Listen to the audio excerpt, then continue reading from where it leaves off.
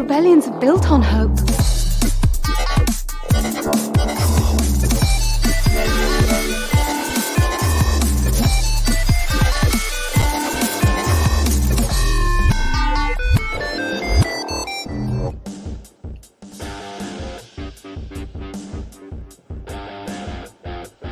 And welcome to another episode of Radio Rebellion, a Star Wars podcast. I'm your host, Alberto Calderon, and on this Star Wars Saturday, I'm joined by our co-host, Oti, and special guest, host of Space Waffle, Arezou Amin, back in the Rebellion. Arezou, how are you doing today? I'm doing good. I'm excited to be back in the Rebellion today. Yeah, thanks for joining. It's always fun when you're here. It's bring a lot of energy, a lot of good thoughts to it. Make me think a lot more about Star Wars. I usually when by myself. Oti, you're here as always. How are you doing? You're here. Yeah, nothing special. Just same old me. Come on, you were talking how you were getting your office already, putting all your collectibles in the background. I'm gonna show you guys. So I spent like 30 minutes setting this up because black figures don't stand in they're not very sturdy.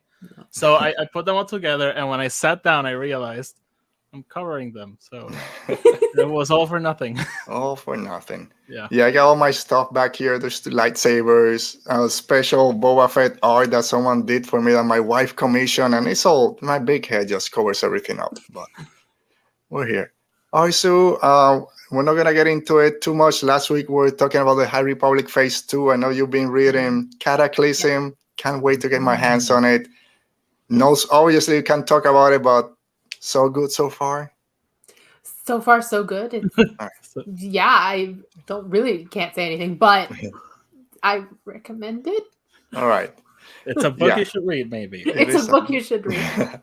But so far for the other Phase 2 High Republic books, you've been enjoying this Phase 2 this past year we've been spending with all these new Jedi. Yeah. I have. There's I had a breakthrough with Andres from 60 Minutes, where I realized the whole thing, like all of Phase 2, sounds like a story someone is telling, like Yoda, possibly in Phase 1. And since we kind of hit that new perspective, everything suddenly took on a new light. And so it all reads like history now, and I don't know. Yeah. It's like a fun angle to read it through. There's a way to look at it. We should have thought about that last week when we were breaking it down. I would, what's the last book in Phase 2? It's Path of Vengeance. Yes. If that book ends with Yoda saying, and that is the story of Phase 2. No, but that's actually what I think is going to happen.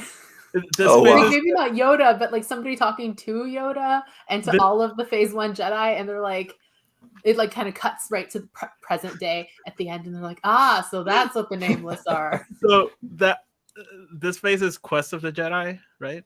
Yeah. Yes. Yeah, so that was the Quest of the Jedi. And Elserman, I have questions. Yeah. And kids, This is how I met the leveler. All right. So if you guys are joining us today in the chat, thanks for being here. Make sure that you subscribe to our show so you don't miss any of the new episodes when they drop on Saturday. Give us a thumbs up and make sure you are subscribed to our channel and to our audio podcast when it drops on Saturdays.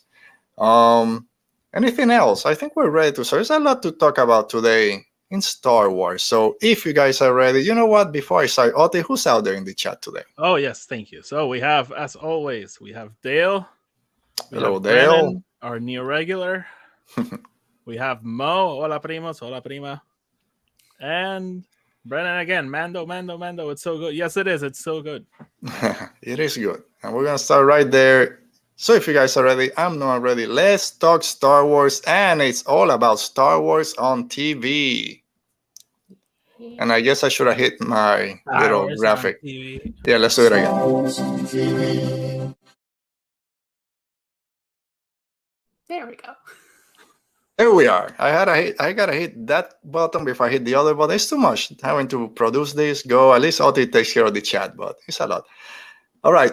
Star Wars on TV, that's all we're talking about today. And finally, The Return of the Mandalorian, Season 3, Episode 1. What is it? Chapter 17, The Apostate. Before we get into the actual episode, because, I've been having my issues with some of Jon Favreau's comment and Filoni's comment recently. We've been talking a lot about it. Oti, last week... You're going to make me grumpy.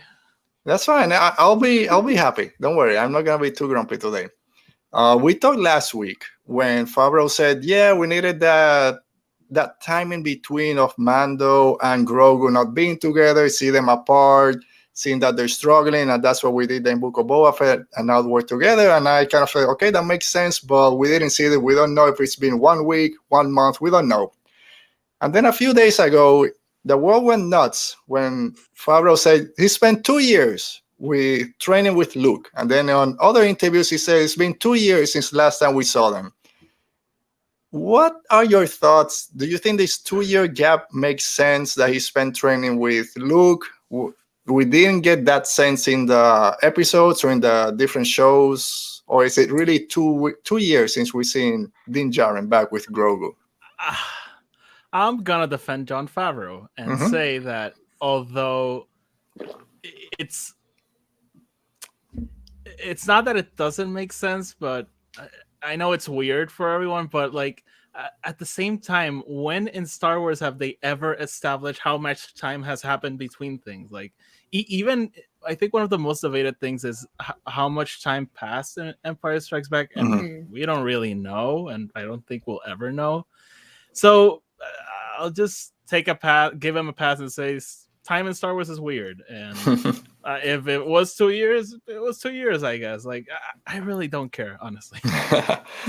Arezou, do you have any thoughts on what Star Wars Twitter went through? I guess this was like a Monday on Tuesday, right before the new episode. It wasn't Tuesday. It wasn't Tuesday. Yeah. So my thoughts are in terms of like what everybody went through. I'm like, okay, I personally think he was talking about like real world timeline. Only because like if you look at it just as the Mandalorian, I'm like, sure, it's been 2 years in universe, but when you throw the Book of Boba Fett into the mix, that's when things start to feel fuzzy to me, because I'm like, well, after they left Din, like after Grogu was taken away, and like Boba presumably comes to pick everybody up, between then and them taking Jabba's palace, how long was that? Because the events of Book of Boba Fett can't have lasted more than like a week and a half, because it's not like Garsa's place blew up and they left it for 6 months. You know what I mean? So like that wasn't very long, like just the time span of that show, which makes me wonder, it's like that space between the end of season 2 and the beginning of the Book of Boba Fett, where I'm like, that's where those 2 years were, if anywhere. And I just don't know. If that's the case, great. Please give me the story of Boba and Fennec in those 2 years and what happened there. But that's the only place I get hung up. I'm like, well, where was the jump? But two theories. It's not impossible. I just 2 theories. You're gonna like this one, Arezou. They take the castle and they stay in there for 2 years. They just don't go outside for 2 years. We want to see that. Second theory: after Luke leaves the ship, they spent like a year and a half debating how they're gonna like do this, because Din's like, I want to go, and Bo-Katan's like, you're not going anywhere, and they're like, I'm not gonna fight you. So they spent like a whole year in that tussle. Oh my god! It's a whole year trying to figure out how to call Boba Fett to come back and pick them up. Boba Fett's just waiting in the. What's going on? Fennec, let's go! Like, come on. Yeah, gotta kill some fat guy. So I'll say this: if it's 2 years, great, because that's what I want. I wanted them to be separated for a long period of time to make that reunion special. So if that's what he meant, yes, I love it. Thank you. There's nothing really in that story that showcases the passing of time to be 2 years. Some people have said online that the only way we know that a lot of time has passed is the way Nevarro looks between season 1, 2, and 3. But we don't see Nevarro in Book of Boba Fett, so we don't know the difference between season 2 and Book of Boba Fett.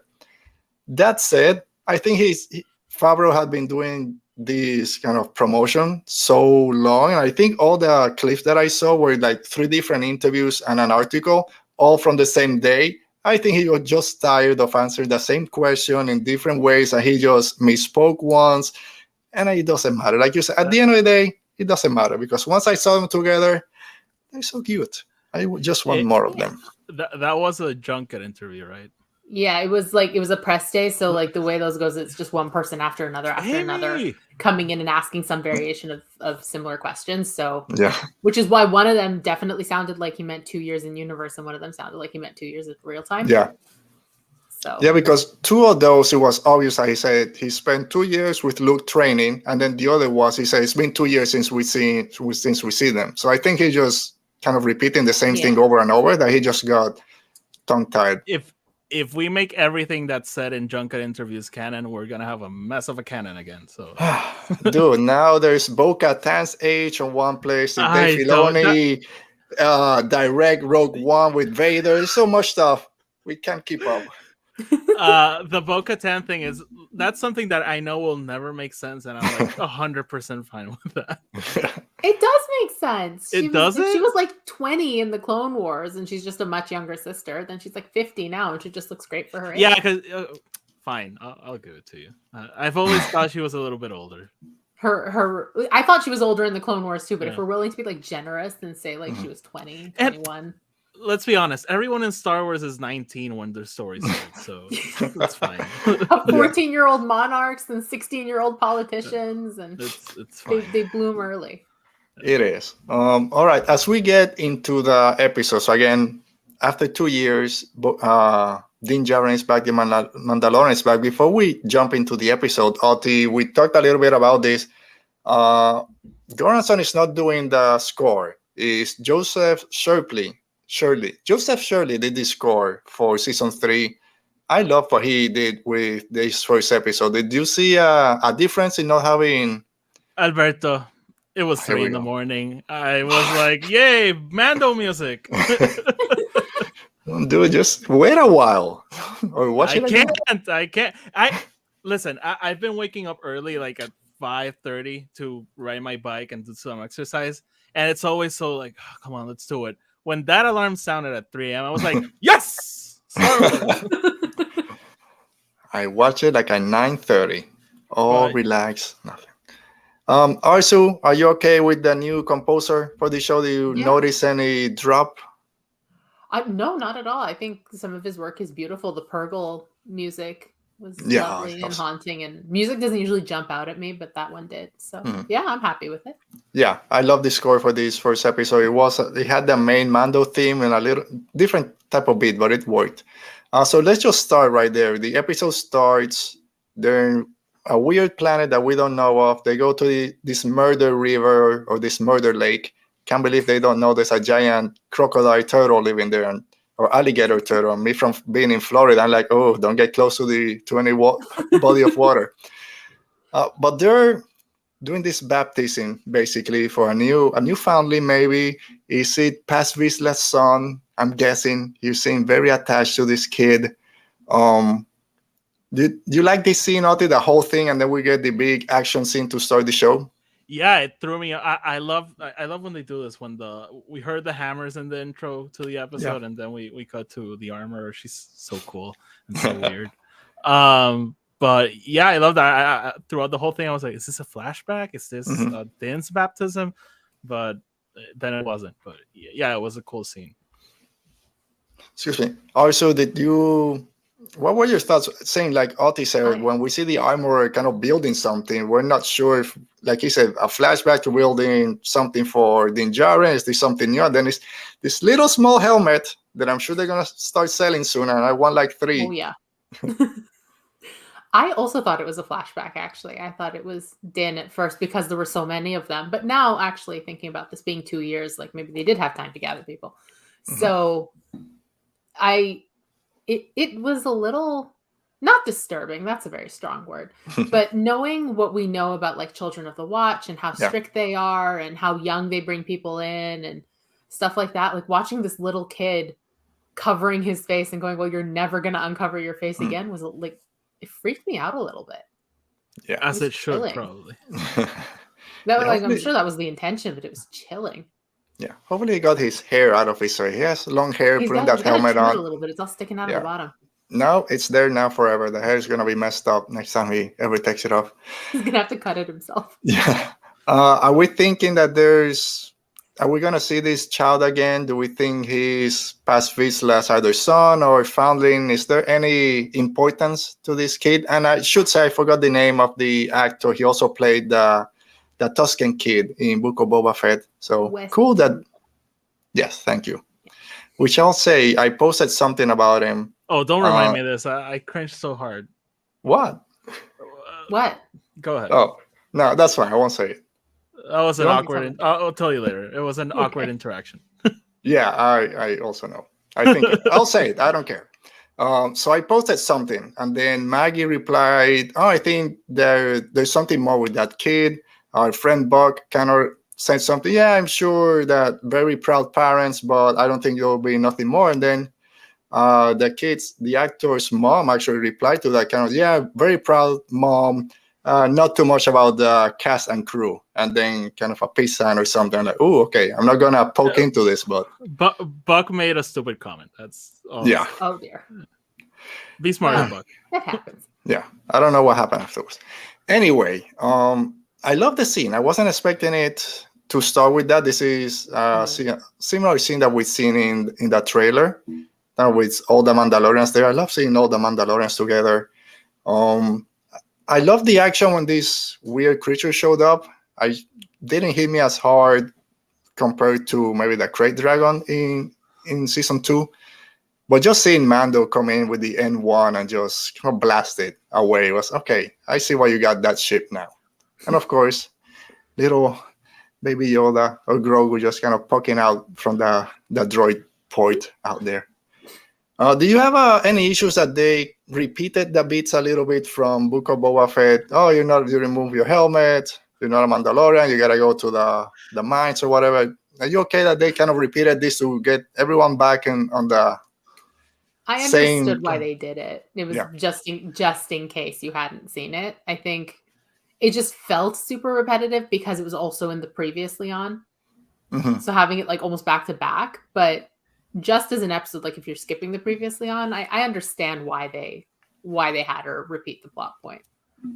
It reminded me of us that were reading High Republic and everything that's coming out. It reminds me like in one of the books when they tell you what happened, the other one's like, oh yeah. I just read that one.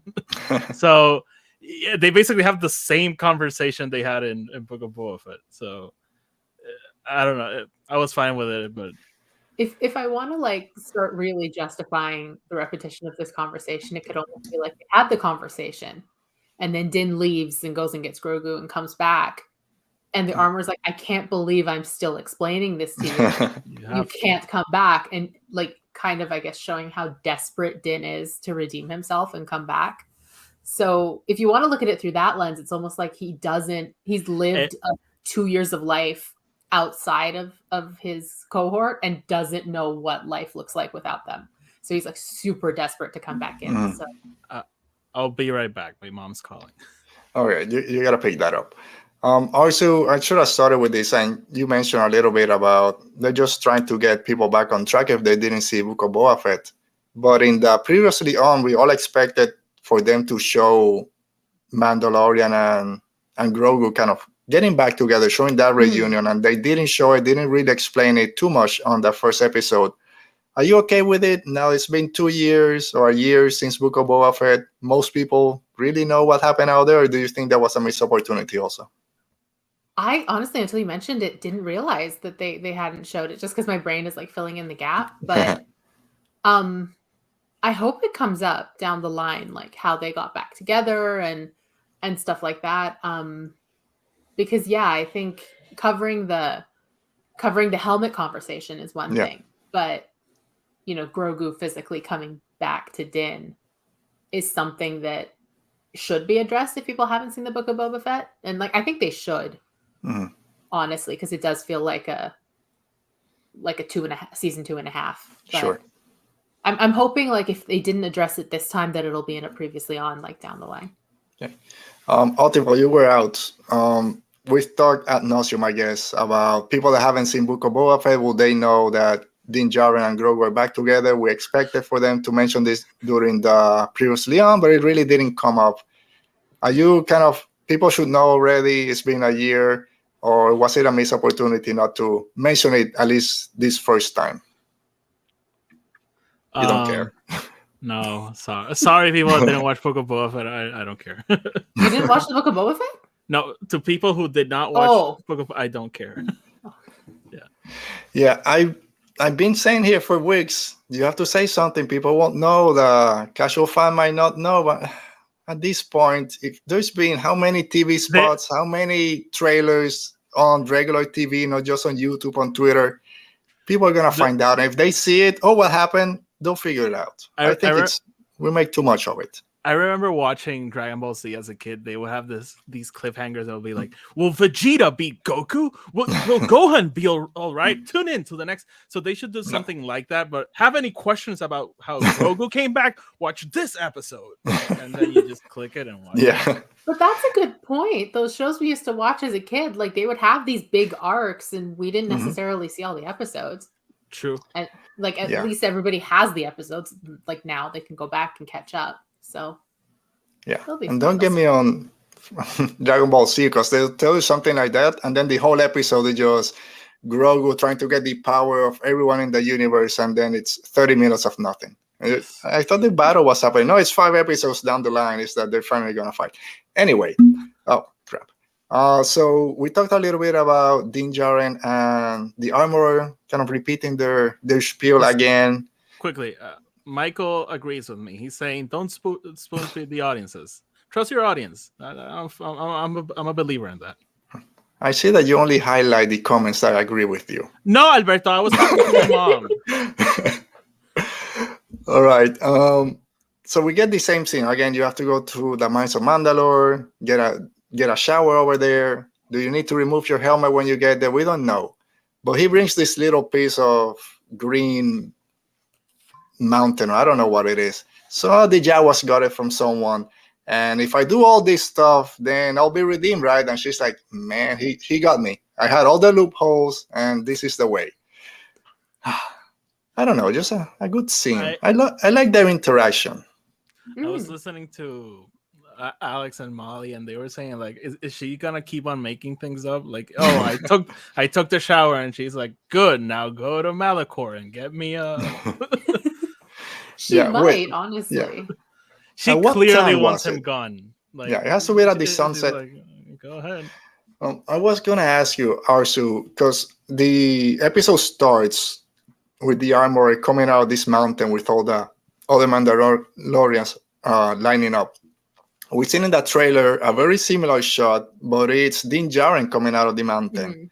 I'm guessing this is gonna be pretty towards the end of the season. Do you think that this is Din Djarin being redeemed and proclaimed a Mandalorian? Is initiating Grogu to officially be a Mandalorian in this sect? I know a lot of people have issues with that. Like you said at the beginning, it's this cult. What do you think this scene is kind of preparing us for? I have a theory. This is my wild theory that I've been sitting on. It's the first time I'm sharing it. Here we go. Right. We're recording. Okay. This whole season is going to be Din kind of trying to get to that point of redemption and to get back and to be like, yes, this is what I want. This is what I want. And then it might not even be the whole season. This might happen halfway through. But whenever we get back to this scene of Din in the cave, he's going to be like, this is what I want. This is all I'm working towards. And then as he's coming out, and it's either his initiation or Grogu's initiation into the Children of the Watch, whatever it is, he hits that point. He's in the water and they're about to do it. And he's like, wait. And that's going to be the turning point, because all we've seen so far is how like these people are radical. They are not what most of the Mandalorians stand for. And Din kind of has this wider view of the world now. So I think it's going to be right as he's about to like regress and step back into that mindset that he's like, hang on, I've seen so much more now. I don't think I can actively choose to live this way again. And if you think of it, that's basically a theme of this episode. It's everyone telling everyone like, you can't change. Everything has to stay the same. And we're going to get to the pirates later, but that's what's happening there. They wake up IG-11. That's what's happening. He reverted back to his old programming. I don't know. I hope that's the main theme of the episode, of the whole season. Like getting him to that point to be like, sorry, no. Because I'm getting very frustrated at him still actively wanting to be part of the cult. It's like, dude, no, leave. And if that's the idea, if the idea is that we're supposed to be frustrated at how he's regressing because he's regressing in the face of all this change, and then come the end of the season or whatever, where he realizes, no, I want to move forward. I want to, raise my son, learn what it is to like wield the Darksaber, lead the Mandalorian, like whatever he wants. He'll get there by the end of the season, and then season 4 is like that journey. Hopefully. I don't know. I went like through like 3 different theories or thoughts. But like you said, Otis, Din Djarin is not the smartest person. We love him, but he doesn't make the smartest choices sometimes. And he obviously wants to still be part of the children of the Watch and what he considers to be true Mandalorians.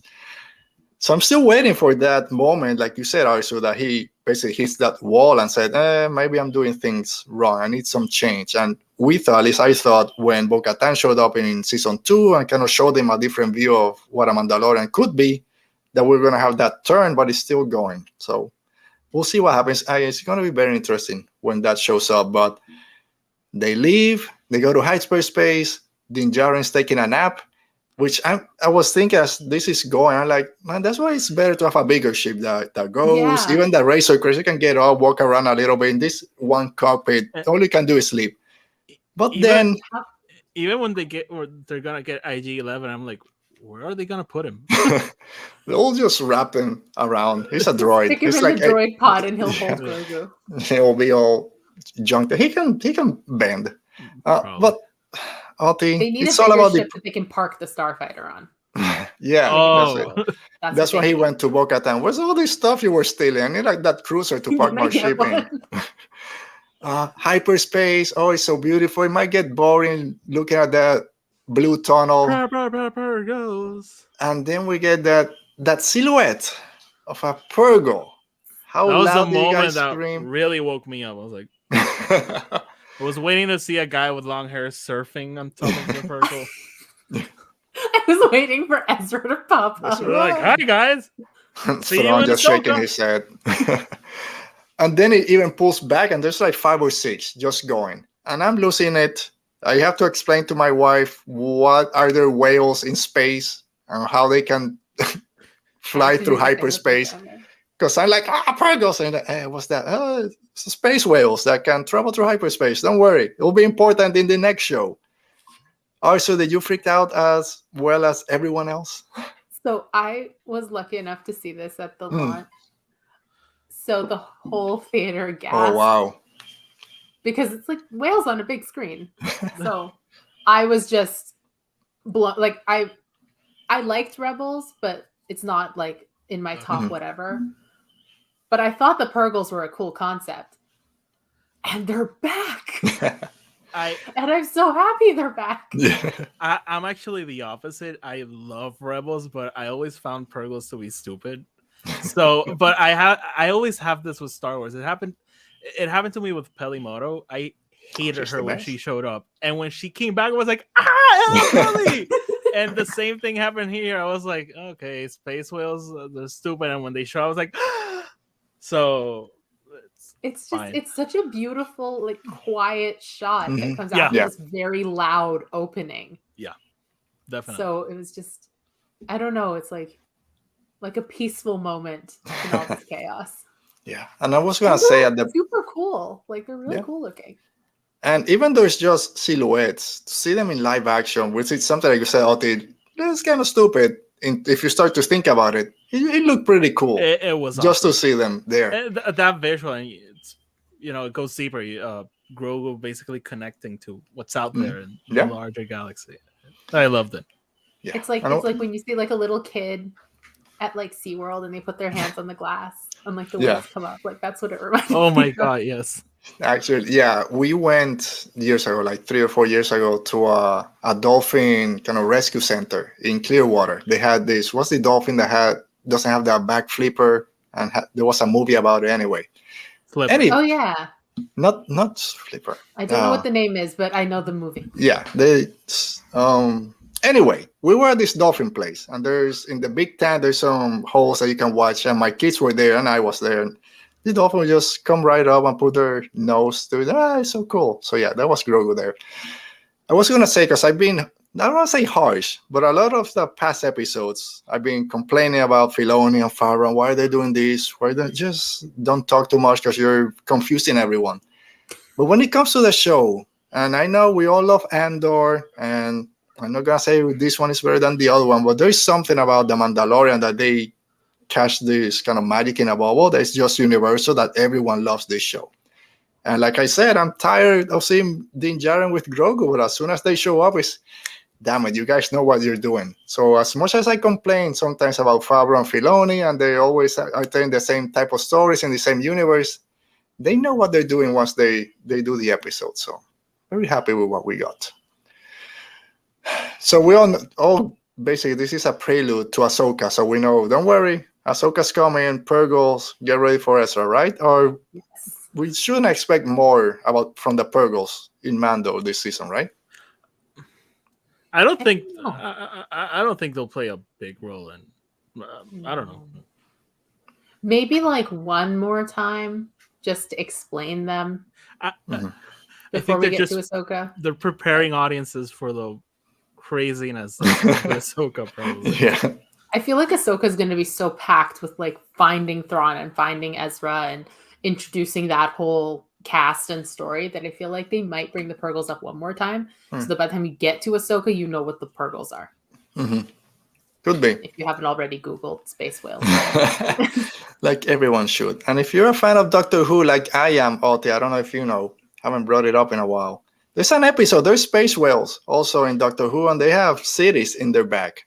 Like full-grown cities. I'm like, this is Star Wars. Someone copied someone. Good for you. But, yeah. So one of these days. Kick myself out. No, you're fine. So they go to Navarro. It's like, I gotta get my friend. So Din Djarin, Grogu make it to Navarro. Grand Magistrate, or is it Grand Magistrate or High Magistrate? High Magistrate. He's there with his little cape droids, just making sure it doesn't get dirty, which I love. They're gonna start selling those on Disneyland very soon. But he's there because he wants IG-11. I know some people complain, oh, why are we bringing IG-11 back? We're just resurrecting people again. Just get another droid. It makes sense. That's the only droid he trusts, right? Also, so it makes sense that he wants to grab IG-11 again. I think part of it is that like regression of like everything around him has changed. So he's looking for familiar things like IG-11, like his cult. So I think it makes sense for Din, as much as we might want to see something new. Are you okay with IG-11 coming back, Oti? Yeah. And then we finally got a mention. Sorry? Let's do it. Yeah, he's not working on his Star Wars movie, but he'll come back to voice a character. That's a lot easier. Are you okay? Not okay, that's the wrong word, but surprised that they mentioned Cara Dune on the first episode just to get everyone shut up. She's out there, don't worry. She's gone. Yeah. I was surprised. I was not expecting them to reference her at all. I'm not surprised. Oh, okay. Because we know, because, you know, we read the discourse and everything, so we know, but I'm thinking of like my cousin who loves The Mandalorian and has no idea. Okay. So if he's watching the episode and it's like, well, where's the Lady Marshal? Why does he suddenly need a new one? Just having somebody be like, oh, she's got another job. Like, okay. Yeah. And then he might look it up and see what happened. He might not, but.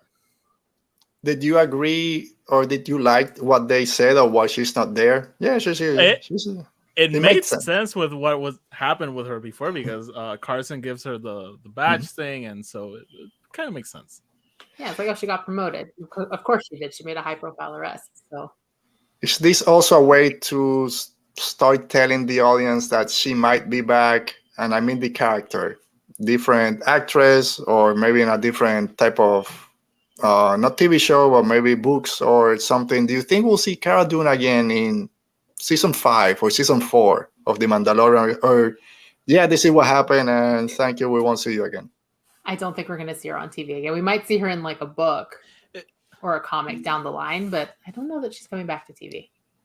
Yeah, I don't see them doing it, honestly.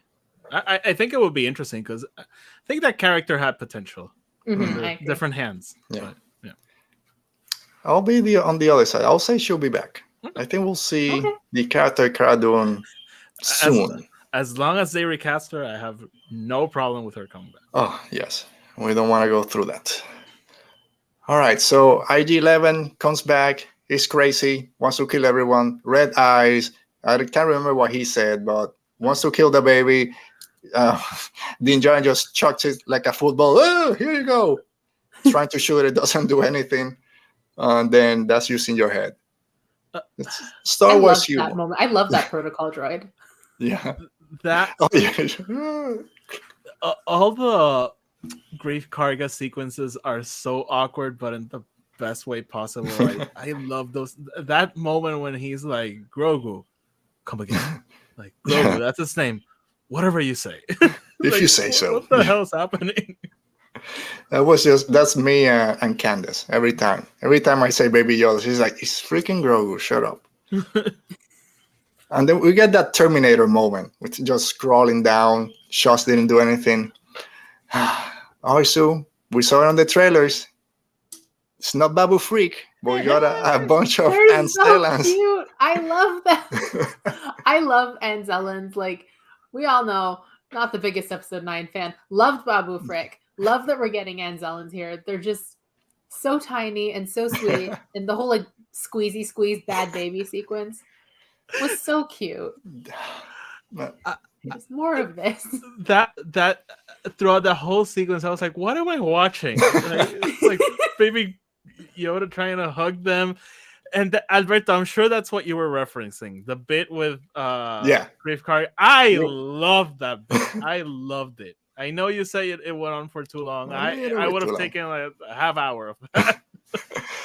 I don't know. To me, because it went like 4 times. One, Din Djarin said, "I got it," and he kept coming out. They're saying this. Okay, we get it. We don't need you.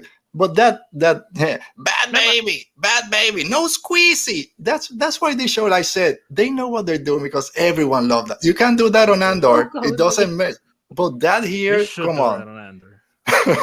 Maybe next time. I've seen that clip that they know that Star Wars Twitter account just retweeted it earlier today. I watched it like 7 times. I'm like, that's the best thing, and that's why Star Wars. Cash in Andor, no squeezy. I brought this Ansellan. Oh, I love that so much.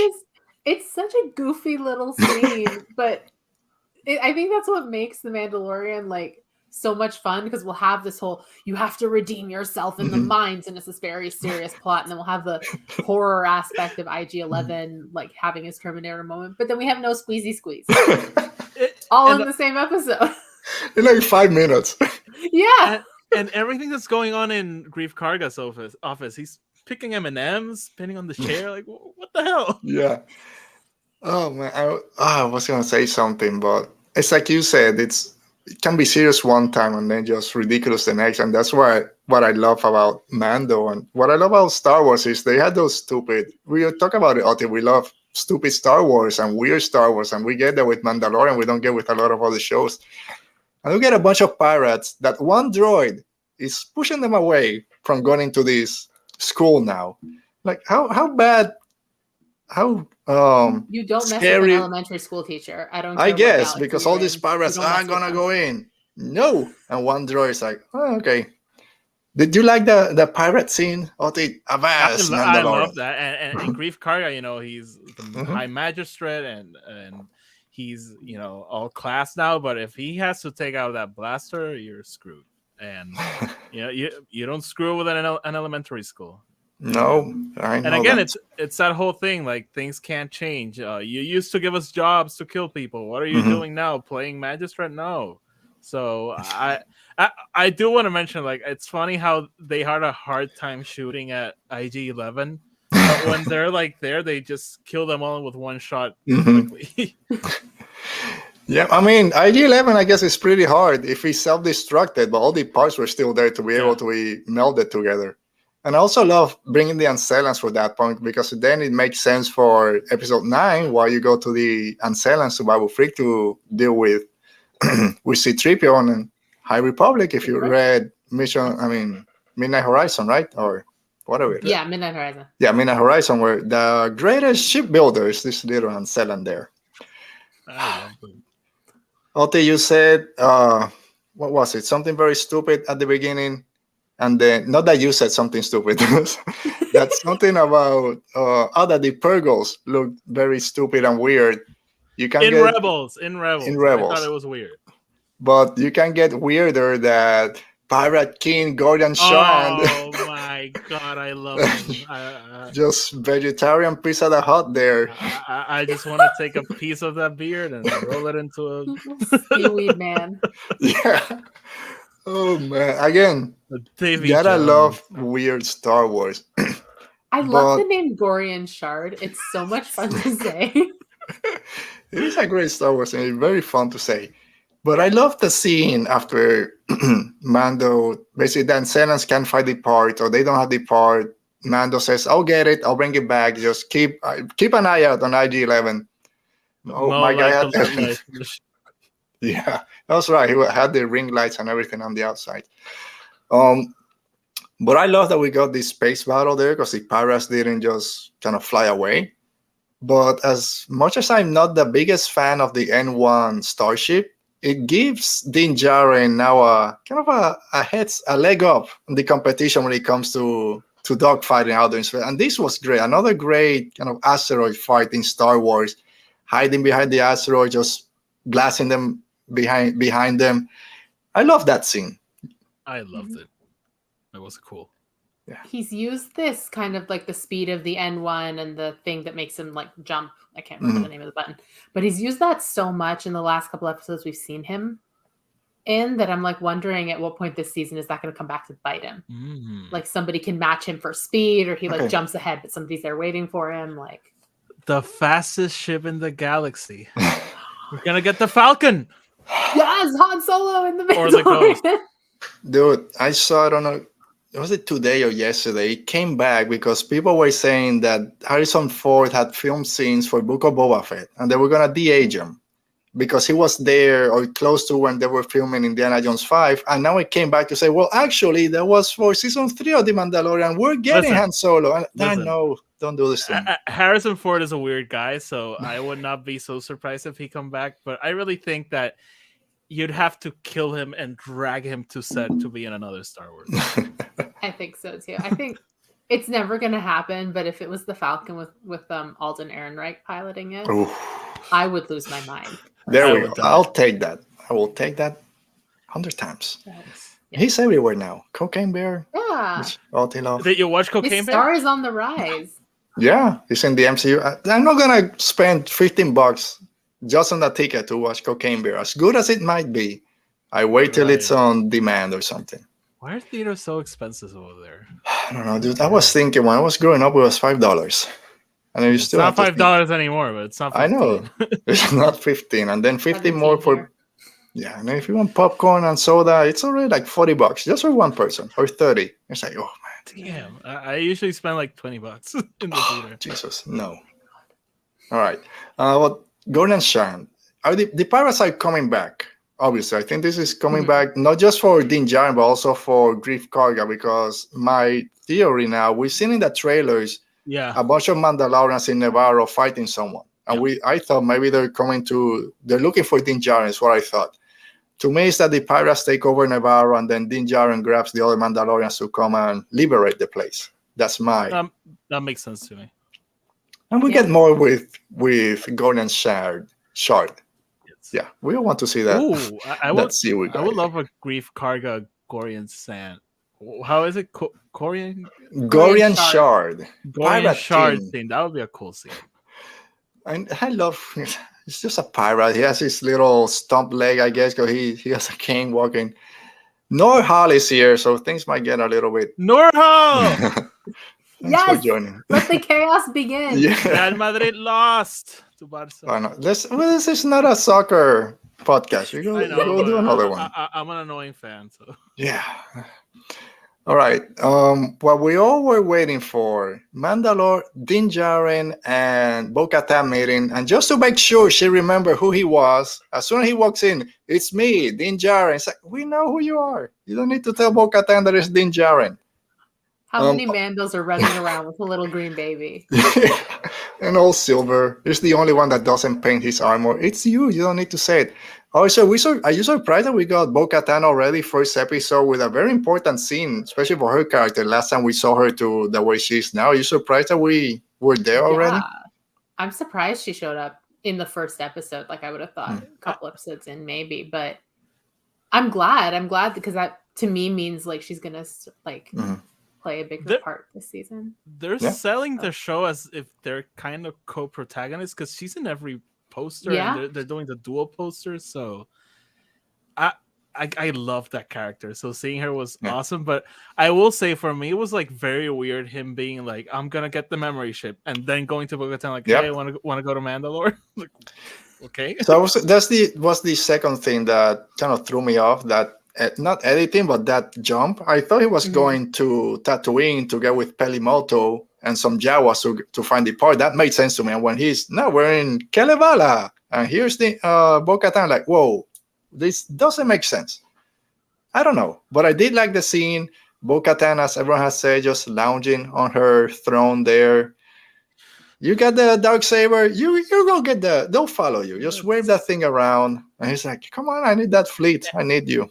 And for me, that was kind of like a kid tantrum. Like she wanted the Darksaber, and the minute she couldn't have that's dumb anyways. Like just wave it around. Which I guess is her growth, I hope, this season of like being a leader without it, or finally Yeah. getting it back, or like whatever that Hope- might look like for her. Yeah, I really hope they help each other grow. Because They both really need to. because she's like, oh, you're stuck in your old ways, ugh, while also wanting this magical blade to unite her planet. Like, come on, get off your high horse. Yeah, it's a myth. Is it a myth or not? Like he tells him. Yeah. But yeah, we're not used to seeing Bo-Katan just kind of done with it, right? I came back. I didn't have the Darksaber. My fleet left, or they took the fleet. There's somewhere hyperspace. Go find them. Surprised that she was in that state. Wait, there's a lot going on in the chat. Give me a All right, second. So, let's okay, go. Mo, Catch up us loving Bo-Katan.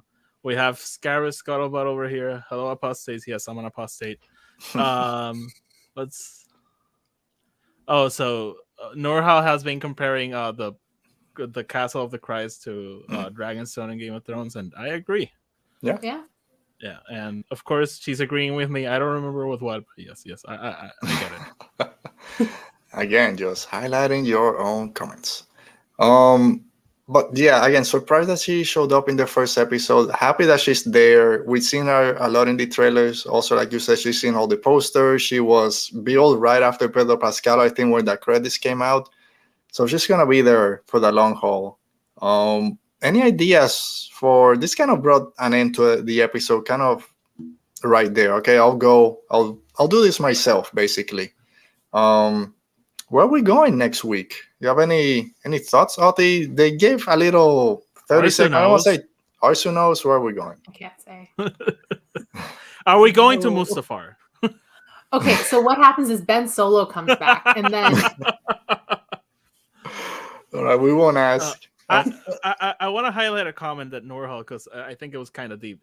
She's embodying the I'll stare directly into the sun, but never into the mirror by blaming the children of the Watch when she was a part of Death Watch. And yes, she is. And it's interesting how often she forgets Mhm. that. very, very casually. Like, Mhm.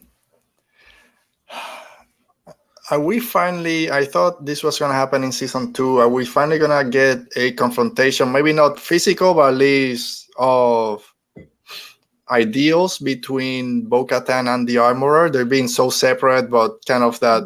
I don't want to say devil and angel on Din Djarin's shoulder, because both of them can be both devil and angel at the same time, or at different times. But do you think that we're going to get that scene, or hope that we get something like that, Arezou? I hope so, because I really need somebody to yell at the armor. But I also think the armor is the kind of person who, when you, she's like the mother in the High Republic. And when you like present her with reasons why her ideology doesn't make sense, she'll talk circles around you and give you enough vagueness that by the time you've agreed with all of her vagueness, you've basically accidentally agreed with her ideology, and that's not what you meant to do. That's who she reminds me of. So I'm hoping for like a Salandra show, the mother type. Ooh, okay. Give me Salandra show. Oti knows I'm not a fan of the mother. But... I love the I don't like the mother as a person. I think she's very well written. She's an awesome character. The armor just reminds me of the mother. So. What do you think, Oti? Are you hoping that we get something like that at some Listen, point?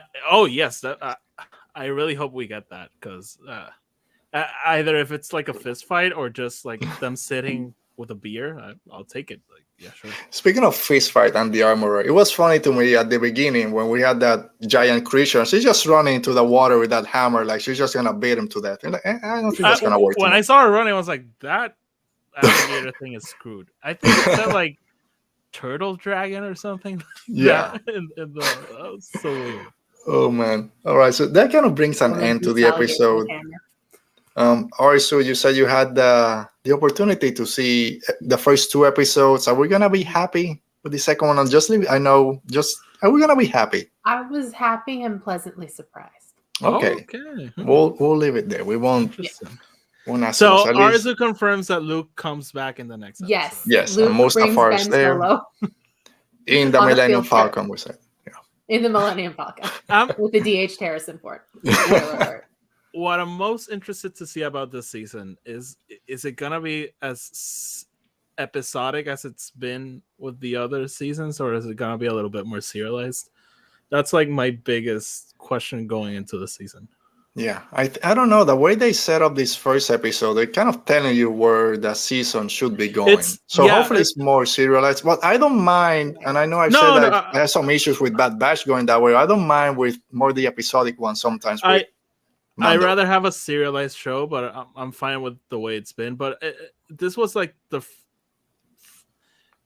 this was the season premiere that gave us the most information into to what we're going to. So that's why I'm like, is it gonna change a little bit?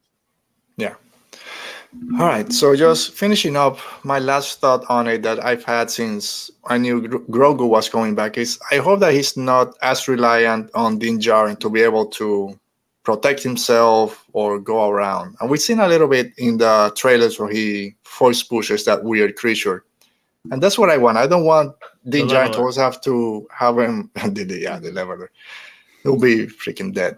I don't want Din Djarin to have to carry him everywhere he goes and protect him for someone that's just gonna pick him up. Then he's been training with Luke Skywalker. Let me be a little bit more self-sufficient. That's the only thing I want.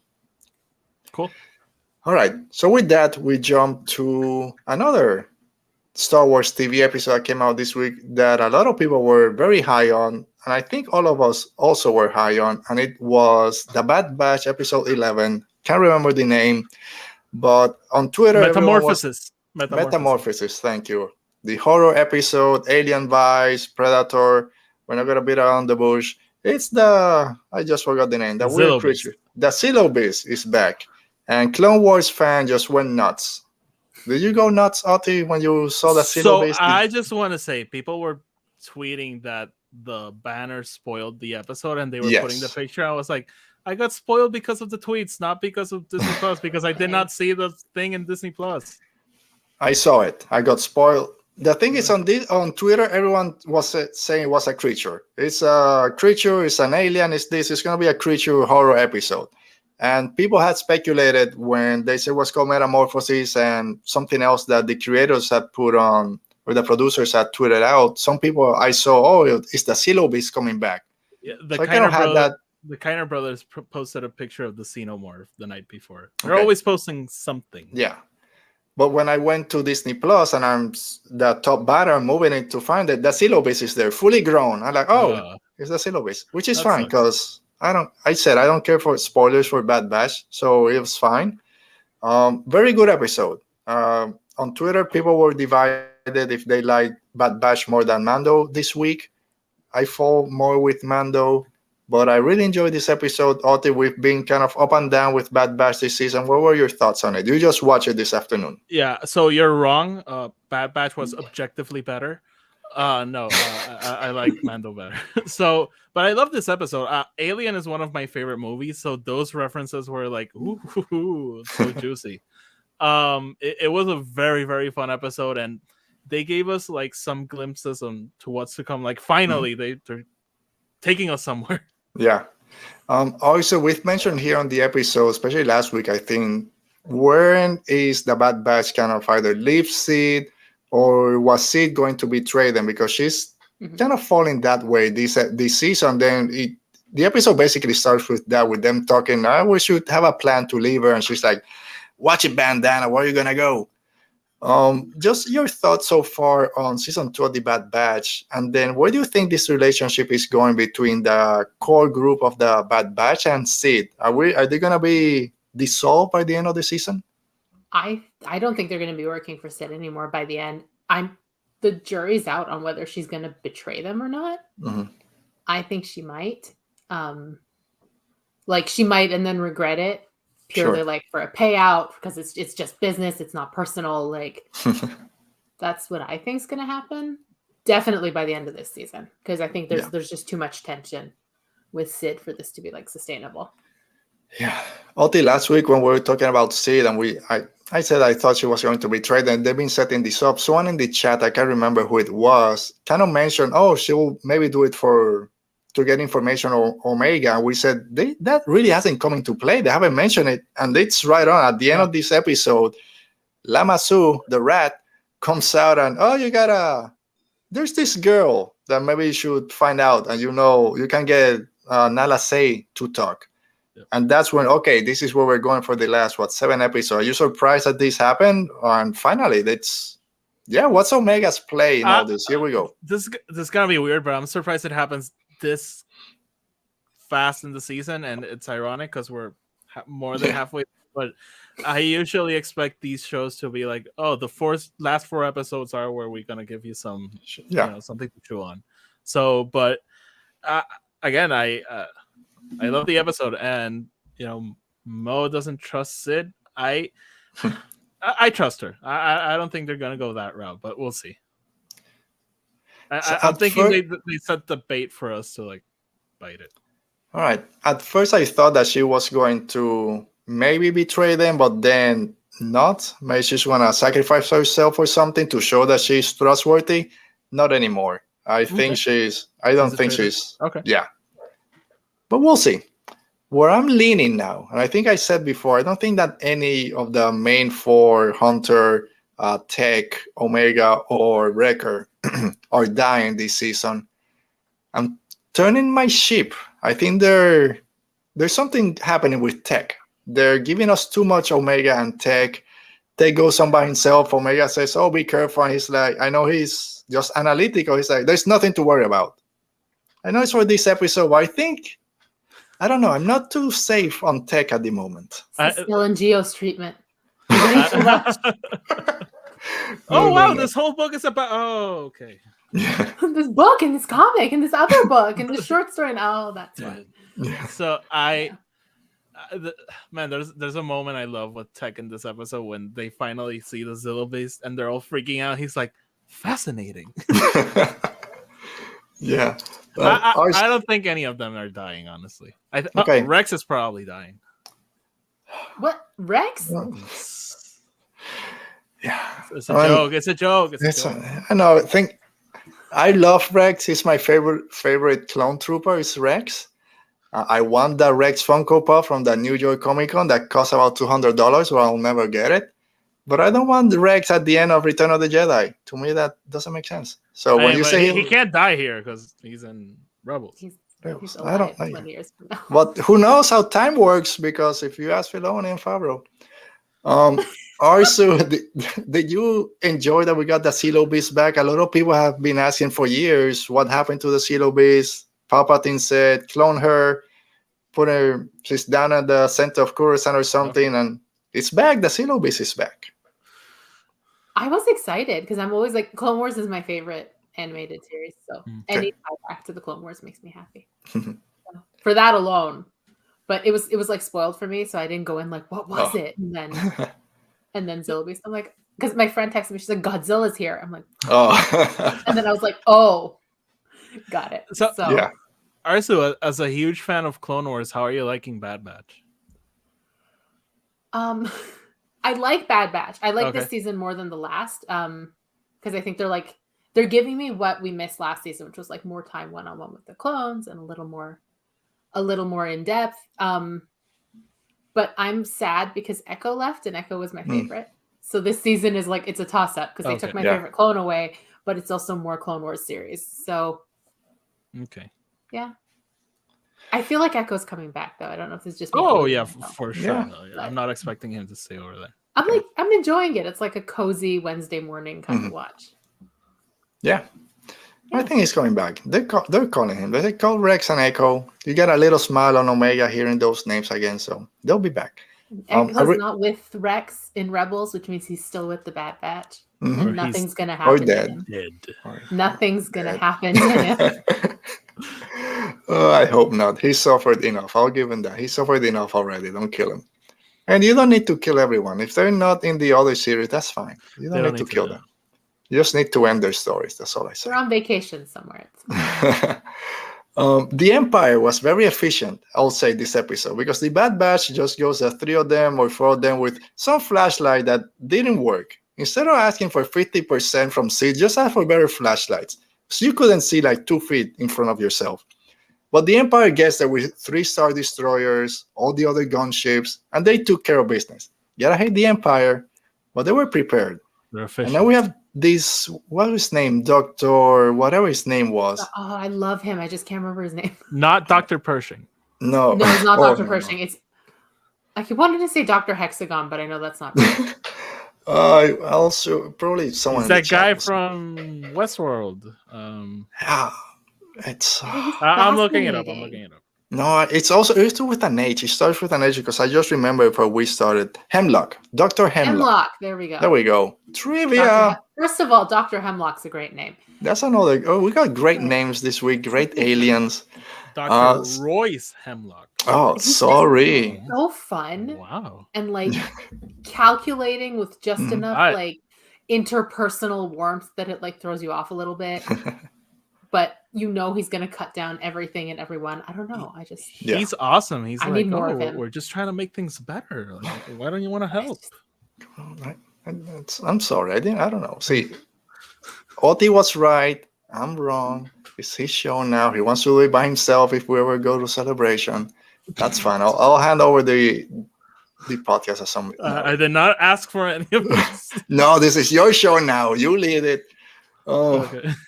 All right, so we're coming to the end of Bad Batch. I think we have like 7 episodes left. So it's going to be interesting to see where it goes. And again, we don't know if there's a season 3 coming, most likely, but we still don't know. So fun. 5 episodes. 5 episodes left. 5? Okay. The one I think is 18. It's only, 16. Okay, so 5 episodes. All right. So with that, we're going to go to part of the show we haven't done in a while, but I ask you guys out there to send us your thoughts so far on The Mandalorian, anything Star Wars, and it is, if I can find, where is my graphic? Man, I'm lost now. Anyway, here we go. Rebel thoughts. Well done. You're a rebel now.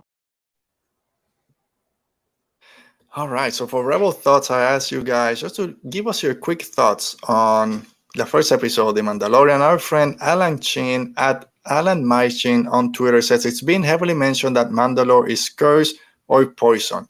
If Din gets incapacitated, do you think we'll see Grogu, Fox, I guess it's forced, to defend his dad from monsters alone like we see in that trailer? So we saw in the trailer we mentioned, it looks like they're on Mandalore, we have the same kind of green textures around the wall, and we have this creature, the leveler, like you said, Oti.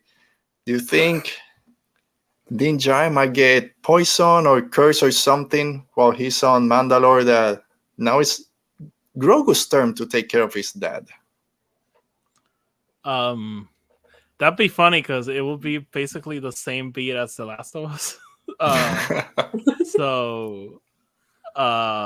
Yeah, sure. I don't know. All right. Any thoughts on that, Arezou? Just show us what you've been up to for the last 2 years, Grogu. Yeah. Just do something. Just like whips out a couple lightsabers. Yo, listen to me. So Luke has the lightsaber, and they connect. And it's like, Luke, I need a weapon, and Luke goes, picks it up over. Like, You're going to dyad in the Force. Oh, dude. I'll lose it, but yeah, then you bring the dyad into it. That'll be fun. And again, it'll be wild. But yeah, are we getting a little shrug and just I lost Norha. There we go. Finally. Arezou's the only one. It's her show now. Are we gonna get in a scene like in Lord of the Rings? Now that he has his little Beskar chainmail, he's gonna get stabbed with something. Oh no, Grogu's dead. Oh no, he has his mithril down there. That also be wild. Like they killed the baby. Oh, psych. If they stabbed Grogu, we'd be able to hear the audience yelling. Yeah, Like everywhere. worldwide. It'd be like a whole collective gasp. Like, A Yeah, million voices crying out at once and suddenly silence. yeah, and that's when it'll cut to the Book of Boba Fett flashback, and we see when he chooses the Beskar Him. armor. See, that's Ooh, I full like circle. that. I like that. Oh man, it's funny as you said they killed a baby when he's with the Ancellans. Oh, he doesn't know any better. He's a baby. He's like 53 years It's old. like, come on, He's older than pull your you. own weight. Yeah. All right, and also just to finish, Morg Collect says definitely a great start to the season. I can't wait to see what Mando does with the dark saber and how he plans to rule Mandalore. Again, we'll see. We don't even know if he wants to be the ruler of Mandalore. That's gonna And be that's why interesting. he should do it, because he doesn't want Yes. it. But just because I don't want to do stuff at work, that doesn't mean I should do it just because I don't want to. No. All right, Oti. So with that, we bring an end to our talk on Star Wars on TV and Star Wars in general, and we jump to another segment that we like to call A World Between Fandoms.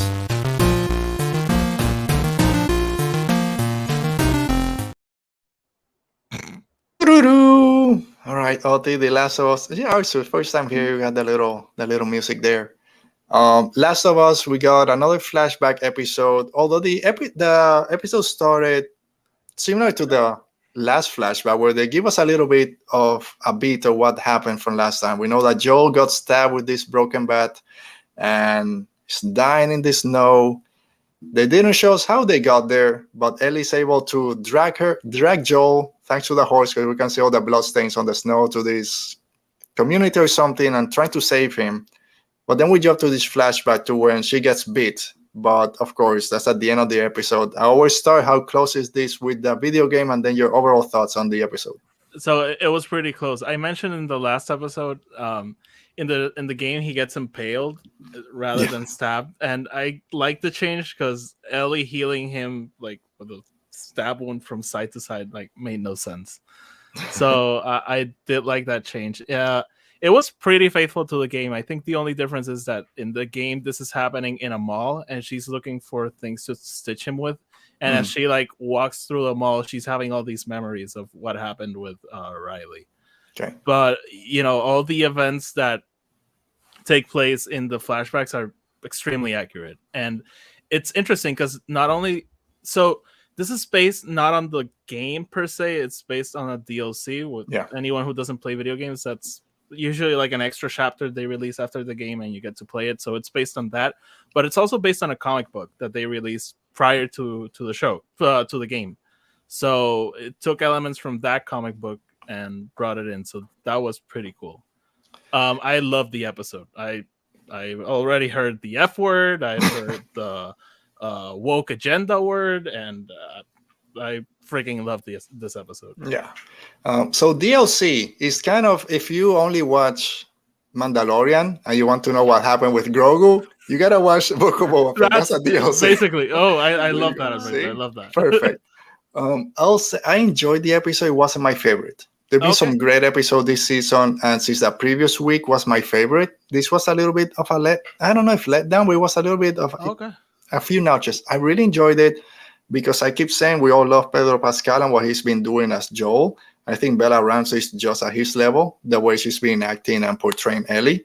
So I love seeing that character more vulnerable, because through the whole season she's been this badass, doesn't care about anyone, and here we see why she gets to that point. I guess in first person she loves that being kind of her fault that she gets killed or infected, but it wasn't my favorite. But I did enjoy it. They go to a mall. We all loved malls when we were younger. So small question, Arezou. I know you said you've been keeping up with people talking about it, but they spend the whole episode in this broken down mall. It's been like 20 years, right? So from 2003, this mall has been closed. We see all the old stores and stuff, and of course the arcade.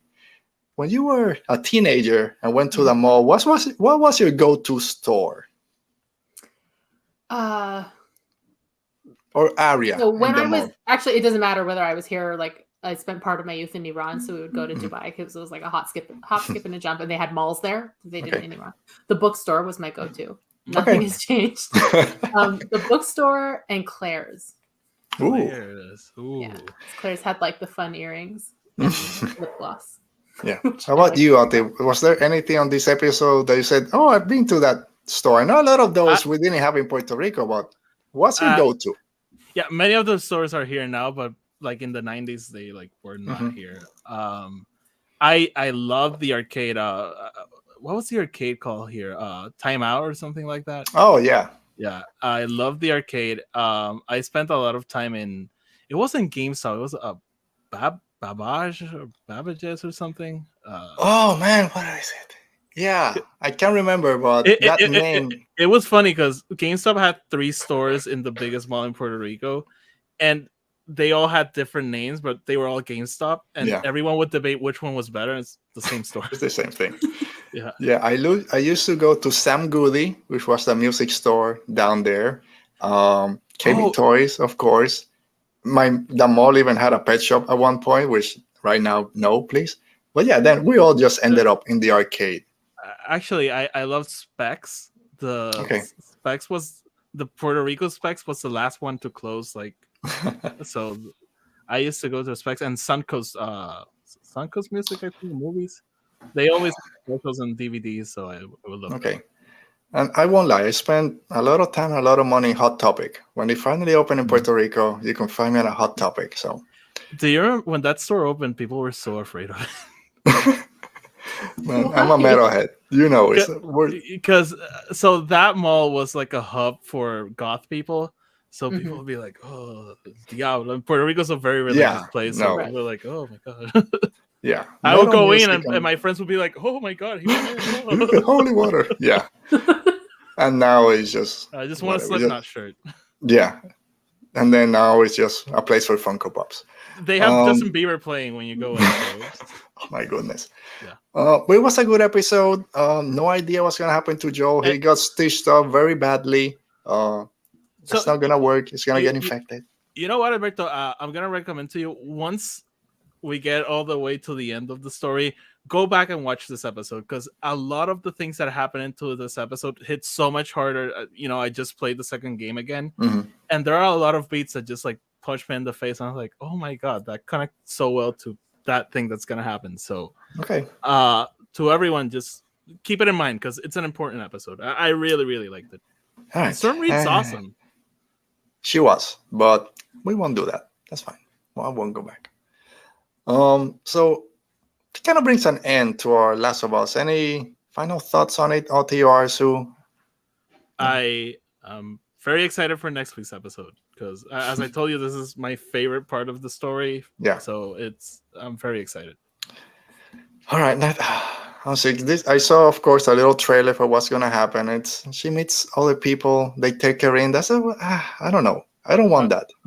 I'm very interested in this, because I know someone who watched and told me changes are coming. So I'm like, okay. Interesting. Yeah, I said before, not the biggest fan of Walking Dead after like season 7 or 8.